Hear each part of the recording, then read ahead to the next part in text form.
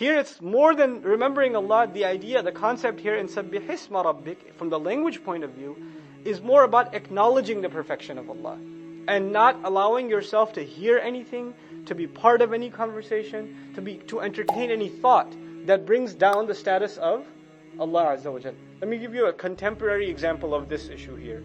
The idea of course, mentioning Allah in the highest way, but also thinking of Allah in the highest way. And not allowing yourself to hear something about Allah that isn't becoming of the Lord. Right?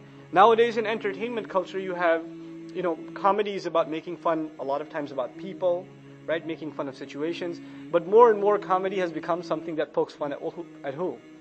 At Allah Azza wa Jal. A lot of comedians, they find, the concept or the discussion about God funny. And there's a lot of commentary, satirical commentary and comedy about the Bible or God or Jesus. I mean, the prophets have been the point of satire in their own lifetime and even now in the Jahili culture that we live in sometimes.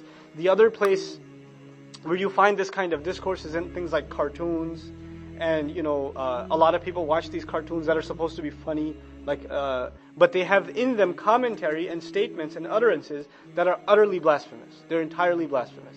And this culture of this blasphemy against Allah in entertainment, fused into entertainment, is something that's been going on for some time in American tradition at least.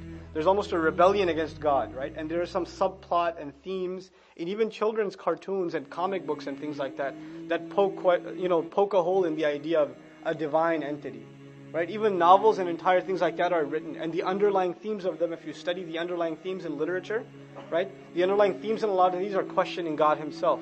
A lot of themes in a lot of films and in supposedly entertainment, that of this natural disaster coming, and the human beings, we can all get together and fight that natural disaster and overcome it, right? Entire movies dedicated to a meteor shower or a tsunami or something, and people somehow survived all of it. Somehow people were able to overcome. This idea of, biblically God used to destroy towns, but now we can overcome. Now we have the technology to, survive against these sorts of things. Even I used to study the psychological analysis and the underlying themes in a lot of older TV shows. I don't keep up, so I don't know anymore, but you remember the old cartoon series X-Men, right? And things like those cartoons. I know they have X-Men Evolution now or whatever else, right?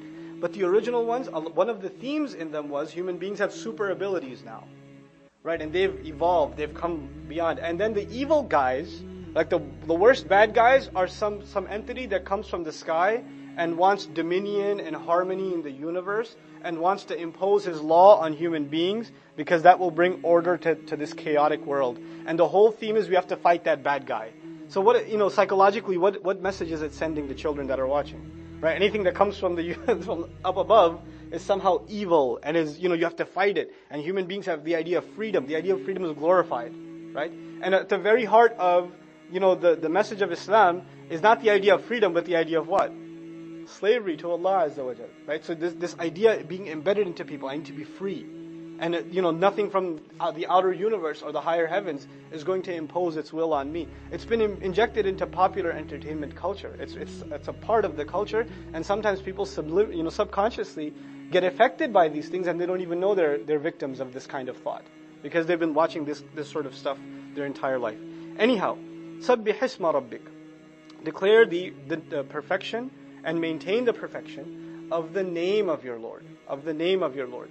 In every one of Allah's names, you have to be conscious of it, and you have to be aware around you in your speech and the speech of others, is there something that's being said that undermines one of the perfect names of Allah? We have to become that sensitive in our tawheed, that when we hear something, that we can tell this is not becoming because Allah has this perfect name, and this statement doesn't fit with Allah's perfect name. We shouldn't be accepting that statement. We shouldn't be tolerating it.